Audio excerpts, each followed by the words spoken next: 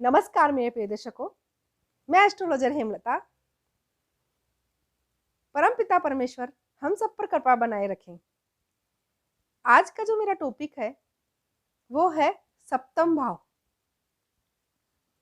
आपको शायद पता नहीं होगा, हर एक जातक की शक्ति कहाँ छुपी हुई है। हर एक जातक जन्म कुंडली में लगन का सब अवलोकन करते हैं, लेकिन उस लगन की शक्ति कहाँ है उस पर कोई ख्याल नहीं करता, उस पर कोई विचार नहीं करता कि हमारी शक्ति कहाँ है, हमारी कमजोरियां हैं, उस कमजोरी को सुधारेगा कौन, हमें उन्नति को प्रदान कराएगा कौन। जैसे शिव जी काल पुरुष की कुंडली के हिसाब से देखें तो एक नंबर आता है, मेष लगन में आता है, वहीं सप्तम भाव में 7 नंबर की कुंडली। आप इसको शिव और पार्वती से भी जोड़ सकते हैं कि शिव की शक्ति कौन, माता पार्वती।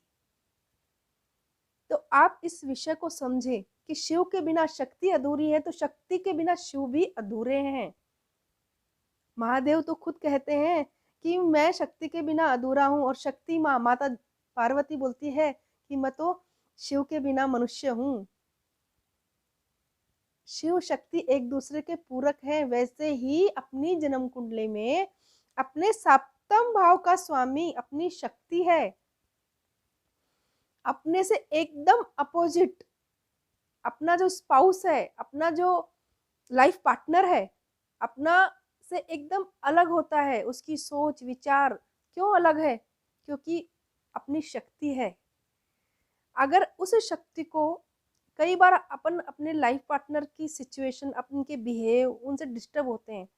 डिस्टर्ब क्यों होते हैं? उसका सबसे बड़ा रीजन ये है कि वो अपने जैसे है ही नहीं, वो अपने से डिफरेंट है, उनकी सोच अलग है, विचार अलग है। क्योंकि लगन से सप्तम एकदम अपोजिट है, तो अपना हस्बैंड अपने से अपोजिट ही होगा। लेकिन अगर अपन उनके गुणों को, उनकी शक्तियों को, उनके व्यवहार को अपना ले, उनको एक्सेप्ट कर ले, तो अपन कितनी उन्नति प्राप्त कर सकते हैं।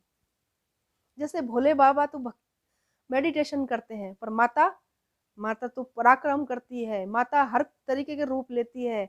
माता जहाँ कर्मों में सुख देती है, लक्ष्मी देती है, वहां शिव भगवान इनसे एकदम आगे बढ़ चुके हैं। वैसे ही जहाँ एक लाइफ पार्टनर, जहाँ एकदम जिसका पैसे में लगाव कम होगा, वहीं उसका लाइफ पार्टनर को उसमें बहुत ज्यादा लगाव होगा। ऐसी सिचुएशन होती है जिसके अंदर बैलेंस बनता है।